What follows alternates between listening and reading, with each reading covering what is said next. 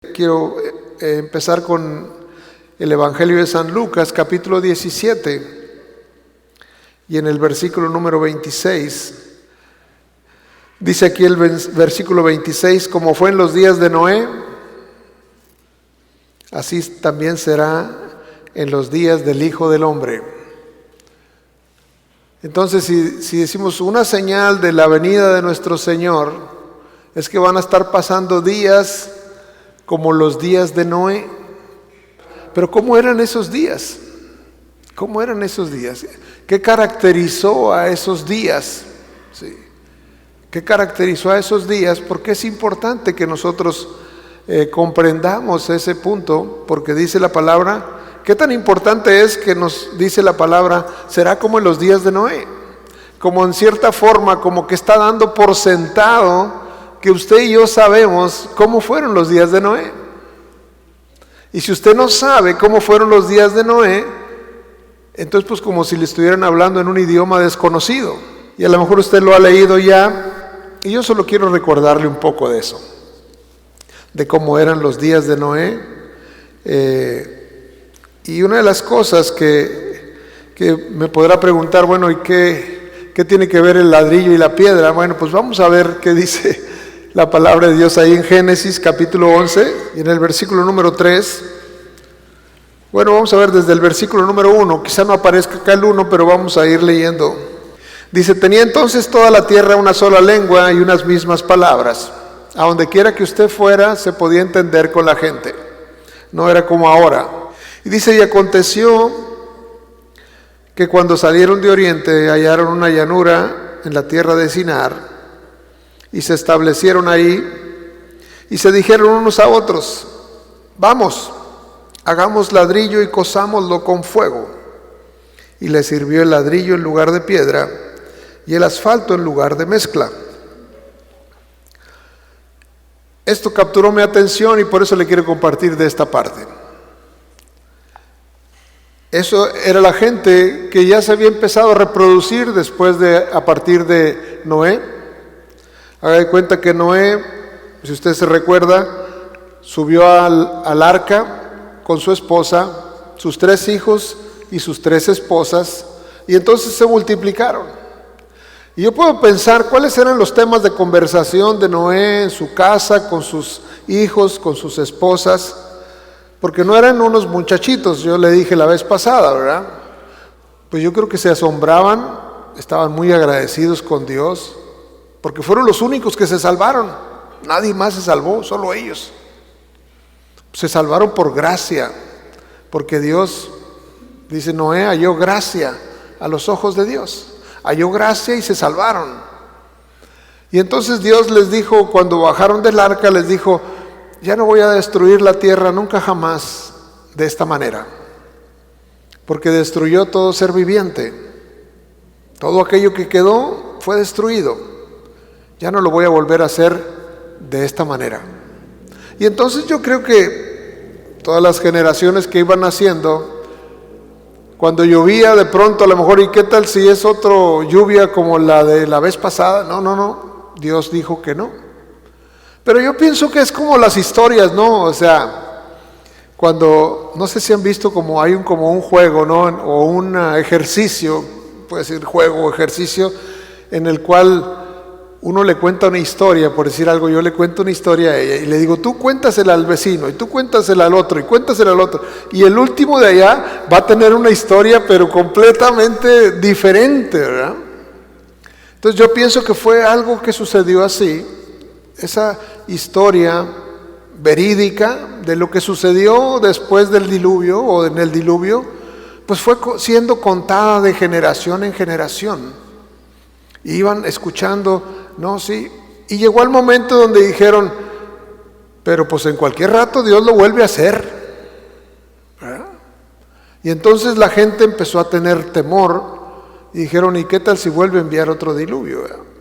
Entonces, es algo que yo estoy pensando, no dice la Biblia, pero yo quiero que usted piense, pienso eso por lo que empezaron a hacer, ¿sí? Como ellos empezaron a hacer, dijeron, vamos a hacer una torre. Vamos a hacer una torre que llegue hasta el cielo. Porque dijeron, si hacemos una torre que llega hasta el cielo, pues cuando venga el otro diluvio no nos va a hacer nada. Ellos tenían miedo de que les volviera a pasar lo mismo. ¿Sí está conmigo? Entonces, por eso dice que ellos lo que llegaron a una llanura en la tierra de Sinar y se establecieron, dice verso 3, y se dijeron unos a otros, vamos, hagamos ladrillo y cosámoslo con fuego. Y les sirvió el ladrillo en lugar de piedra y el asfalto en lugar de mezcla. Y dijeron, vamos, edifiquemos una ciudad y una torre cuya cúspide llegue hasta el cielo, que llegue hasta el cielo. Y dice, y hagámonos un nombre por si fuéramos esparcidos sobre la faz de la tierra. ¿Sí? Dos cosas tenían temor. ¿Qué tal si nos dispersan? ¿Y qué tal si se viene otra inundación como la que teníamos? Entonces, ese era el temor que había en aquel tiempo. Un temor originado por el desconocimiento de Dios. No conocían a Dios. No conocían a Dios, porque si hubieran conocido a Dios, ni se hubieran metido en esa tarea. ¿Para qué voy a hacer una torre que llega hasta el cielo? ¿Para qué me va a servir? Mucha gente hace cosas así, para que se diga de su nombre, porque ellos querían también tener un nombre, ¿sí? Querían tener un nombre que en donde quiera sonara el nombre, ¿verdad? Entonces, al final de cuentas, ¿qué le quiero yo poner ahí en su corazón de esto que el Señor puso también en el mío? Es que nosotros nos encontramos construyendo también de alguna manera. Jesús habló de que estamos construyendo nosotros y que construimos a partir de lo que escuchamos. Dice la palabra de Dios ahí en Lucas, dice que el que viene a mí y oye mis palabras y las hace, le compararé a un hombre prudente, ¿sí? Que edificó su casa y la puso sobre la roca. ¿Sí? Pero el proceso es muy sencillo. Viene a mí, oye mis palabras y las hace. Ese proceso sencillo, nosotros nos encontramos construyendo. Dice, y edificamos sobre la roca. Esto es sobre Cristo. Y entonces, eso me hizo pensar a mí cuando estaba leyendo esto, que aquí hay algunos principios que de alguna forma, cuando no entendemos, nosotros podemos estar construyendo algo muy endeble o algo muy débil. Usted está construyendo una vida, quizás está construyendo una relación, quizás está construyendo un matrimonio, quizás está construyendo una familia, quizás está construyendo pues una empresa, quizás estamos construyendo algo. ¿Qué tan involucrado está Dios en lo que nosotros estamos construyendo? Esa es la pregunta. Porque una de las frases que atrajeron mi atención en esta escritura está en el versículo 3 de este capítulo 11. Dice, y se dijeron unos a otros, fíjese bien lo delicado que es. O sea, la gente en aquel tiempo, en los días de Noé, esa gente se pusieron a platicar entre ellos.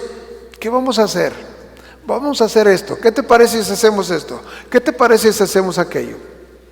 Y eso me deja a mí pensando cómo esa pequeña frase, y se dijeron unos a otros,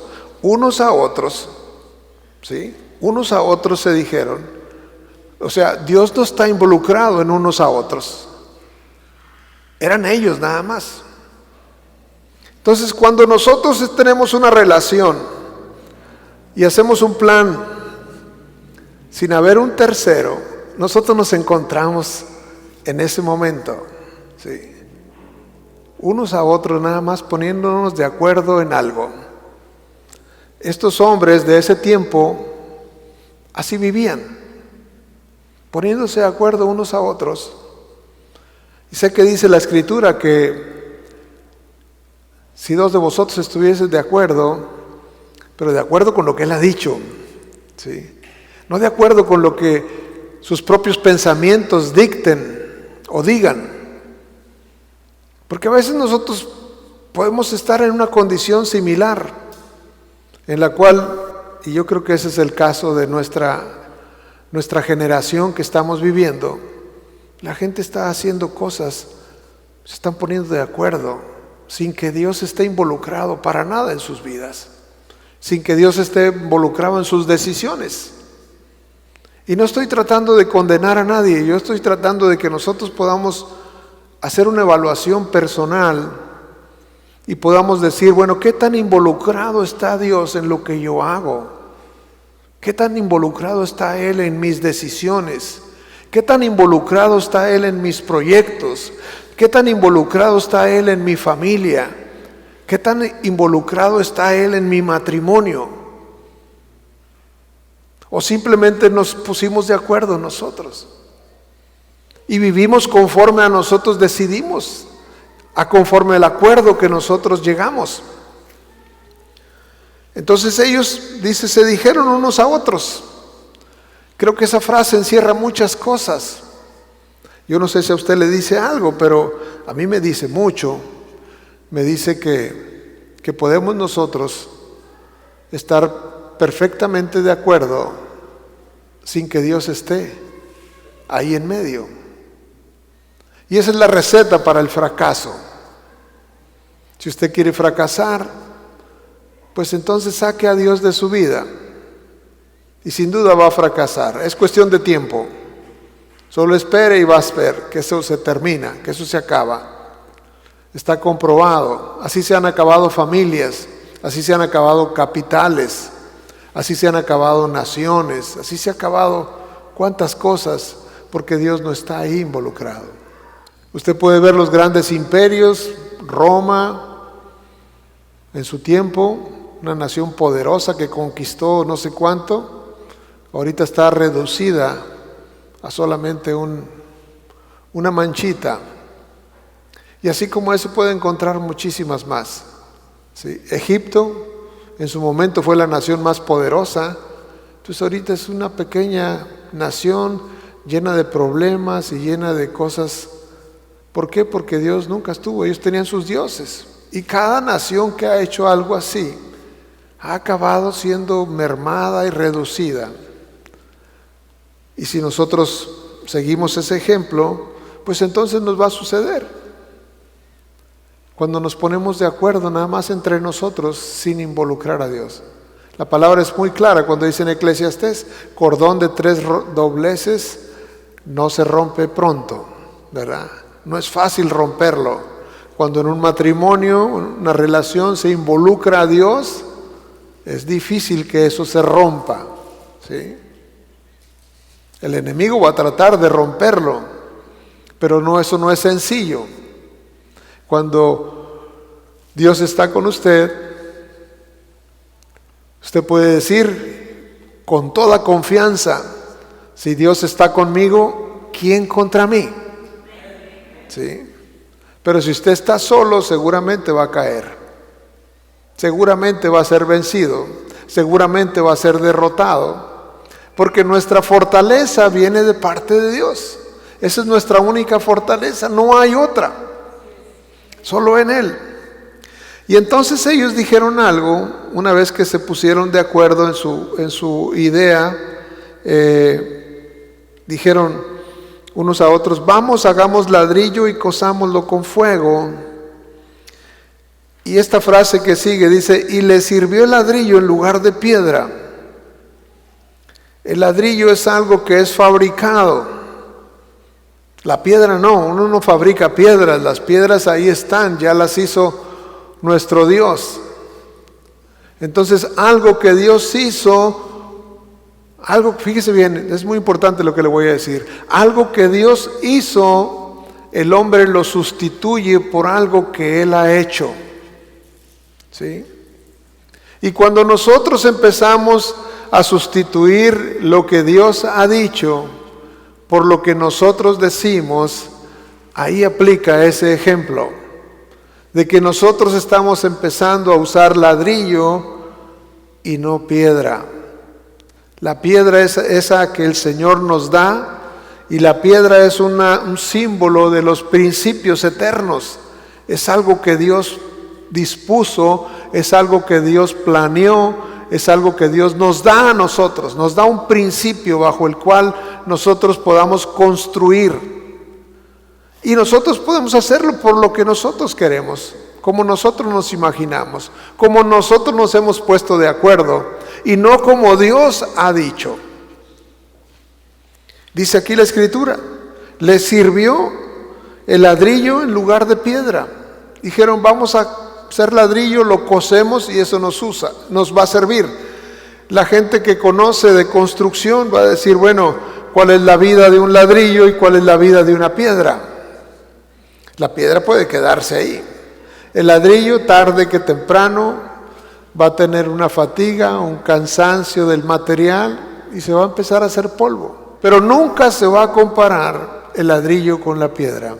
Los principios eternos que Dios ha establecido son insustituibles. No se pueden sustituir. Las cosas que Dios ha dicho no las puede sustituir. Las puede sustituir, pero usted va a pagar las consecuencias de sustituir aquello que Dios ha establecido. Yo le cuento que nosotros, Tere y yo, cuando fuimos atraídos por el Señor, fuimos atraídos de una manera muy radical, porque yo crecí en un hogar cristiano, donde mis papás me llevaban a la iglesia, y cantaba coritos, ¿no? Y me aprendí muchos versículos desde pequeño, desde 4, 5 años, 8, 10 años. Todo ese tiempo conocí de la palabra, serví ahí en las obras que hacían y todas esas cosas. Crecí y me aparté del camino. Y tomé decisiones equivocadas, cosas de las cuales no tengo contentamiento de eso, de los errores y de todo eso, ¿no? Empezamos a probar cosas que no debíamos y bueno, total que el Señor nos encuentra y el Señor nos dice, tú eres mío, ¿sí? Me perteneces. Y entonces caminamos otra vez con el Señor y fuimos atraídos poderosamente a su presencia. Y entonces en esa atracción ya no nos pudimos ir. Una vez que volvimos, el Señor tomó nuestro corazón y dijimos, Señor, no solamente queremos venir a la iglesia, queremos servirte. Y bueno, aquí estamos. De eso que les cuento, pues hace alrededor de 30 años. Yo decía, bueno, yo voy a ir a la iglesia. ¿Cuándo hay reuniones en la iglesia? Pues hay los martes, y hay los jueves, y hay los domingos. Yo voy a estar los martes, los jueves y los domingos. Y tenía mi trabajo. Pero estaba el martes, el jueves y el domingo. ¿Por qué? Porque la palabra de Dios me cautivó. Y dije, Señor, yo te quiero servir. Y así empezamos. Y como no faltábamos, entonces nos dijeron, oye, pues, ¿no les gustaría tener una reunión en su casa? Pues sí, ¿cómo no? Ahí en su sala de su casa, sí. La sala de la casa, pues era unos muebles y una mesa. Y los niños andaban en bicicleta alrededor de la mesa. Entonces dije, pues ¿cómo no? Vengan a la casa. No nos dio vergüenza que no teníamos muebles, que teníamos una mesa prestada. Digo, no importa, vamos a tener una reunión, ¿sí? Entonces, ¿qué le quiero decir con esto? No estoy tratando de exaltarme ni mucho menos. Es que lo que el Señor ha establecido es lo que necesitamos, cada uno de nosotros. Y nosotros estábamos, yo le puedo decir sin temor y sin vergüenza, estábamos en profunda escasez. No había en la casa, no había muchas cosas, teníamos muchas carencias. Entonces empezamos a construir nosotros de esa manera. El que viene a mí, oye mis palabras y las hace, lo compararé con un hombre prudente. Entonces cuando nosotros oímos, cuando nosotros obedecemos, ¿sí? Cuando nosotros nos acercamos al Señor, nosotros nos encontramos construyendo. Cuando nosotros decimos, no, mira, yo no necesito eso, ¿verdad? Sí, tal vez voy a ir de vez en cuando. Yo escuché frases de alguna gente conocida que decía, pues, está bien ir a la iglesia, pero pues tampoco hay que ser fanático, ¿verdad? Pues voy cuando tenga chance, ¿no? Para nosotros no podíamos hacer eso. El Señor tomó nuestro corazón de tal manera que no podíamos dejar de ir. Simplemente nos enamoró, nos conquistó. Y yo podía leer ahí en el libro de Jeremías que dice, Señor, me sedujiste. Me sedujiste y fui seducido. Y me enamoré de ti. Y el Señor quiere que tú te enamores de Él, que te rindas a Él. Eso es lo que verdaderamente va a cambiar tu vida. Cuando empieces a quitar todas esas cosas que te estorban y le abras tu corazón verdaderamente. Eso hicimos. Empezamos a construir con piedras, no con ladrillos, creyéndole al Señor cada promesa. Hoy, por eso comparto este mensaje, porque podemos decir, la gente está construyendo, pero hay mucho ladrillo. Está construyendo con muchas cosas que son perecederas. Nada menos hoy estaba escuchando un mensaje del máximo líder católico y estaba hablando acerca de los homosexuales. Y decía, bueno, ser homosexual no es un delito. Es un pecado, pero no es delito. Entonces yo me quedé pensando en lo que escuchaba. Y dice la palabra de Dios claramente, un delito y un pecado. Pues en realidad, ¿qué es un delito? Un delito es cuando tú infringes una ley. Y la palabra de Dios dice que el pecado es infracción de la ley. Uno falla la ley. Entonces, de alguna forma, delitos y pecados, Jesús vino a morir por nuestros delitos y pecados, porque tan graves son los unos como los otros, ¿verdad? Pero hoy es a un máximo líder diciendo eso. Obviamente que va a tener muchos adeptos, porque esa declaración cobija de alguna forma un comportamiento que el Señor reprueba, simplemente. Entonces, Dios no está involucrado en esa declaración. Eso es como se dijeron unos a otros, esto no está tan malo, pero Dios no estaba en esa declaración. Dios no está ahí. Dios claramente dice que Él aborrece el pecado. Maldito el hombre que se echa con el hombre. Eso no lo puedo cambiar, por más declaraciones que haga. Y por más bien que yo pueda decir que esa persona, hombre, mujer, me caiga. No se trata de que si me caen bien o mal. Se trata de conductas que el Señor reprueba. El Señor las reprueba y están reprobadas. No podemos hacer nada más que decir, apártate de eso. Porque va a llegar el momento, y entonces yo creo que el momento que estamos viviendo es un momento como ese, en donde la gente está cambiando, está sustituyendo lo que Dios ha dicho por lo que la gente quiere. Desde hace algún par de generaciones se escucha decir, bueno, haz lo que te haga feliz. ¿Cómo que lo que me haga feliz? Si a gente le hace feliz emborracharse, pues sigue emborrachándote, si te hace feliz. Si te hace feliz drogarte, pues drógate. ¿Cómo puede la gente pensar de esa manera? Eso no es felicidad. Es un engaño. Pero eso no es lo real. Lo que realmente nos trae esa felicidad, esa plenitud, pues es cuando nuestra relación se restaura con Dios.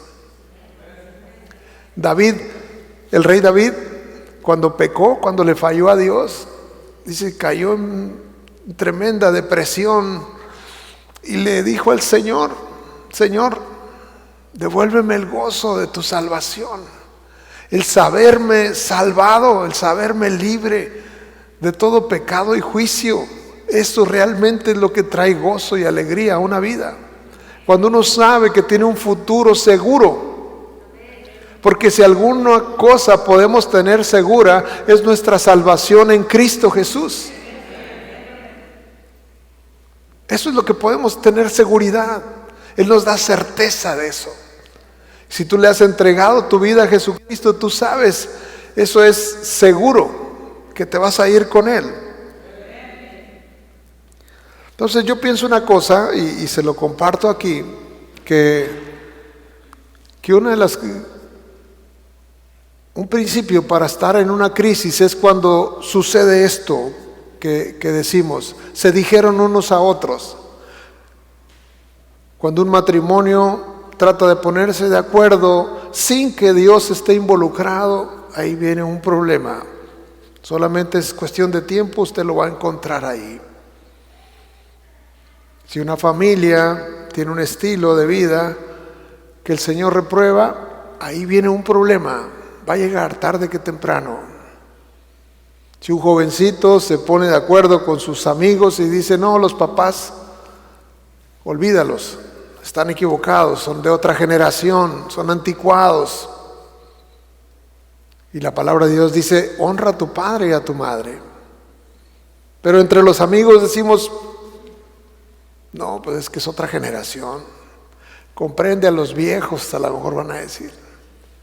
Es otra generación. Estamos cambiando principios.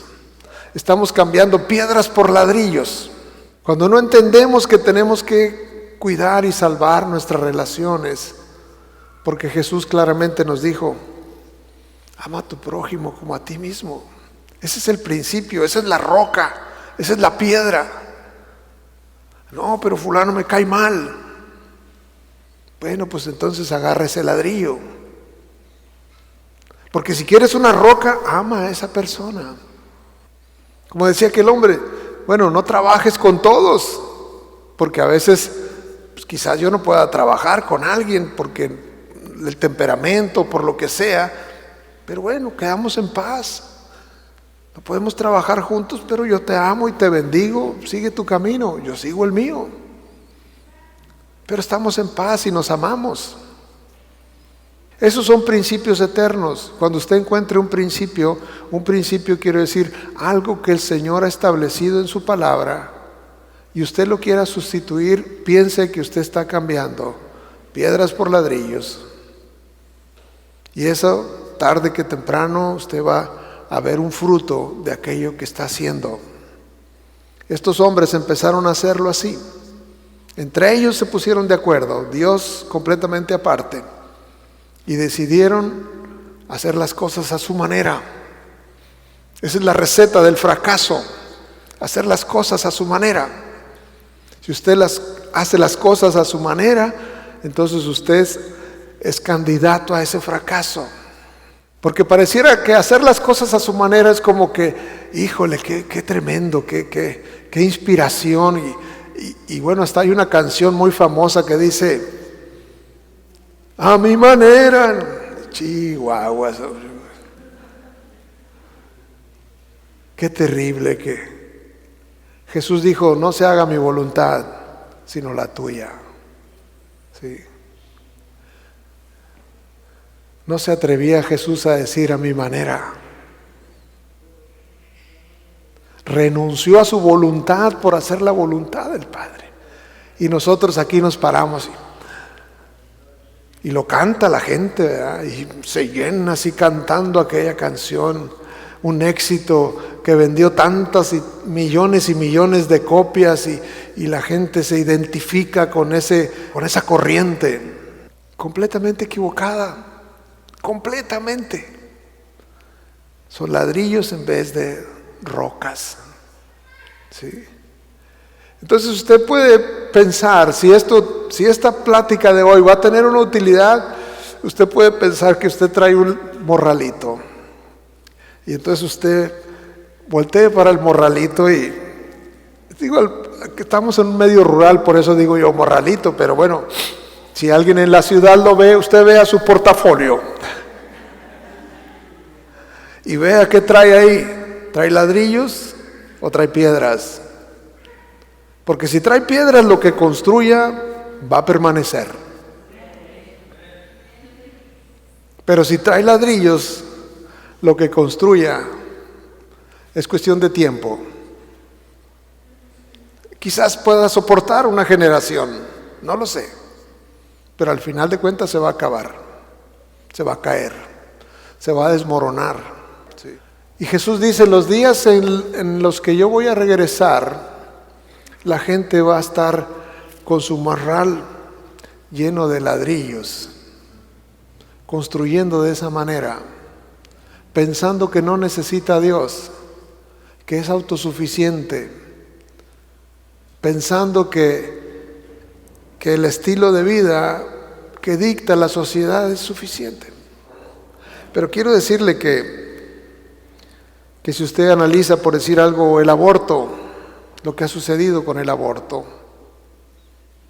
como ya lo autorizaron en un lugar, ya lo autorizaron en otro, usted puede ver que detrás de eso se dijeron unos a otros, está bien que aborten. Y ya, se dijeron unos a otros, el aborto está permitido en tal estado, y en este otro estado también, y en esta nación también. Están construyendo sepulcros con esa decisión. Lo mismo lo que está sucediendo con las relaciones. Se pueden casar dos hombres, se pueden casar dos mujeres. Están construyendo. El Señor dice, varón y hembra los creó. Dejará el hombre a su padre y a su madre y se unirá a su mujer. El hombre a su padre y a su madre y se unirá a su mujer. Ese es el modelo, eso es piedra. Lo demás es ladrillo. Entonces, todo lo que está pasando en nuestra sociedad, eso cada vez está siendo más fuerte. Los grupos que soportan, que respaldan eso, son cada vez más numerosos, son cada vez más violentos. Se piensa eso. Así eran en aquel tiempo. Así eran en los tiempos de Lot. Y el Señor dice, cuando yo venga va a ser así, como en los días de Noé, como en los días de Lot. La gente va a tener, ahora sí que esa facultad de decir, voy en contra de Dios. Dios dijo eso, pero nosotros decimos esto. Los matrimonios cada vez más ahora se ve como a manera de chiste, ¿no?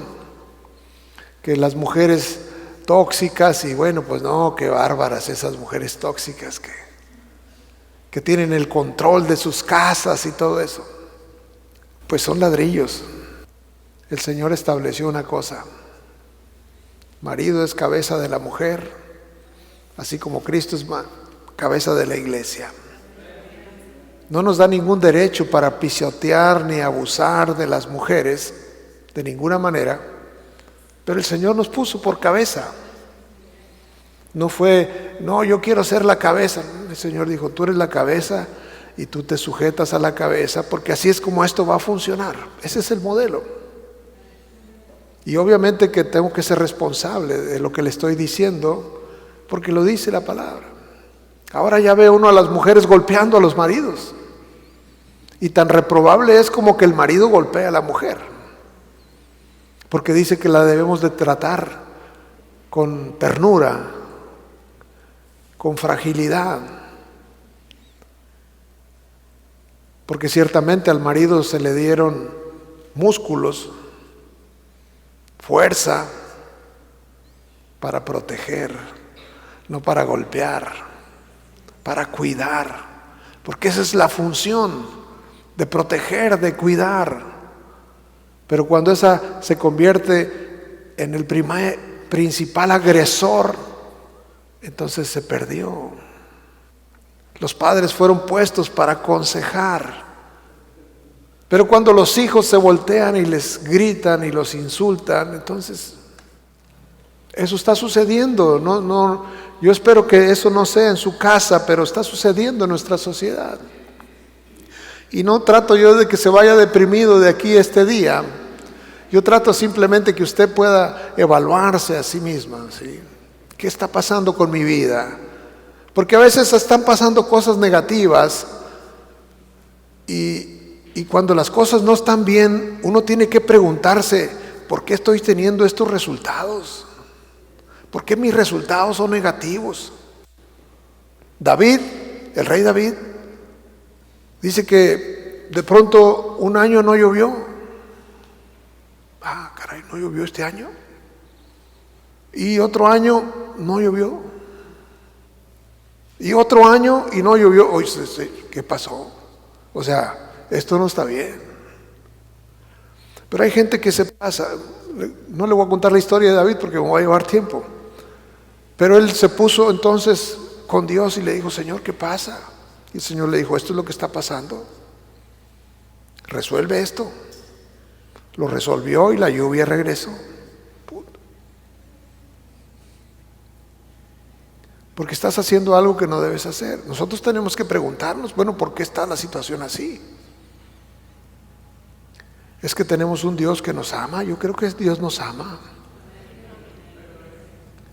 Y Dios quiere que sus hijos estén bien. No estoy hablando de ninguna doctrina de prosperidad, ni mucho menos. Yo creo que sus hijos estén bien. Los leoncillos dice que tienen hambre, pero los que esperan en Jehová no tendrán falta de ningún bien. Entonces es una promesa. Usted puede reclamar promesas por fe, creyéndolas y viviendo correctamente como debe vivir. Usted pregúntese, ¿cómo está su matrimonio? ¿Son ladrillos o son piedras? ¿Cómo se lleva con sus hijos? ¿Son ladrillos o son piedras? Nuestros hijos, como padres, nunca acabamos de soltar a nuestros hijos. Y yo le preguntaba al Señor, ¿hasta qué tiempo yo tengo que desentenderme de mis hijos? Pues la verdad es que no hay una fecha. Dice así la Escritura, dice, no deben atesorar los hijos para los padres, sino los padres para los hijos. Y luego hay un pensamiento, dice, no, pues voy a darle escuela a mi hijo para que luego me cuide. La Biblia no dice eso. Dice, no deben atesorar los hijos para los padres, sino los padres para los hijos. Se supone que nosotros debemos atesorar para ellos. Yo le estoy diciendo lo que dice la Escritura. Eso es lo que dice. Que nos toca a nosotros hacer esa tarea. Y no es que uno sea malagradecido. Obviamente que podemos atender a nuestros padres ancianos. Y eso no está mal. De hecho está bien. Honra a tu padre y a tu madre. Pero el Señor dice que nosotros tenemos como responsabilidad a nuestros hijos. Esa es la responsabilidad primaria. Y si vemos a nuestros padres en necesidad, que los ayudemos ciertamente. Pero nuestros hijos son la responsabilidad primaria. Y esa no se termina. ¿Cuándo? Pues cuando tenga necesidad. Y si yo puedo hacerlo, lo voy a hacer. Leía yo un versículo, se lo quiero mostrar aquí. Creo que es 2 de Corintios, capítulo 12, 14. Aquí está. Dice aquí, por tercera vez estoy preparado para ir a vosotros y no os seré gravoso, porque no busco lo vuestro, sino a vosotros. Pues no deben atesorar los hijos para los padres, sino los padres para los hijos. ¿Sí? Es tarea, es un principio. ¿Sí? Si usted ve a su hijo en necesidad, pues difícilmente podría no ayudarlo. Está en necesidad, necesita ayuda. No, cada quien. No podemos hacer eso. Tenemos que tomar esa responsabilidad.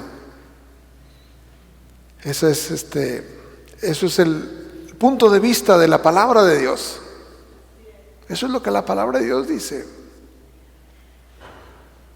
También yo puedo decir que algunos exceden, porque los padres se convierten en las niñeras de la siguiente generación. Y entonces dicen, bueno, pues que se vengan los papás y pues ahora sí, a cuidar los nietos.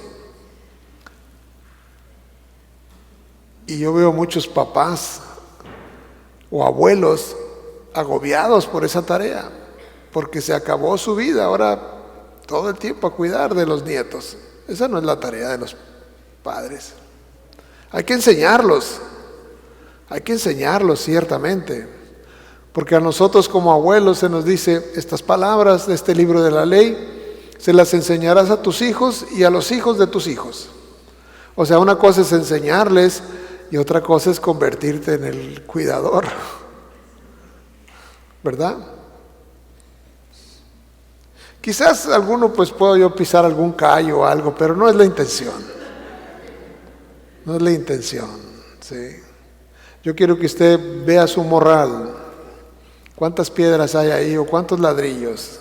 ¿Está haciendo las cosas a su manera o está haciendo las cosas a la manera de Dios, como Dios quiere? Jesús dijo, cuando yo vuelva, así que va a haber mucho ladrillo y la gente va a tomar las decisiones fáciles, ¿verdad? Yo estoy muy contento de mis nietos, así es que si mis hijos ven este mensaje ya me escucharon.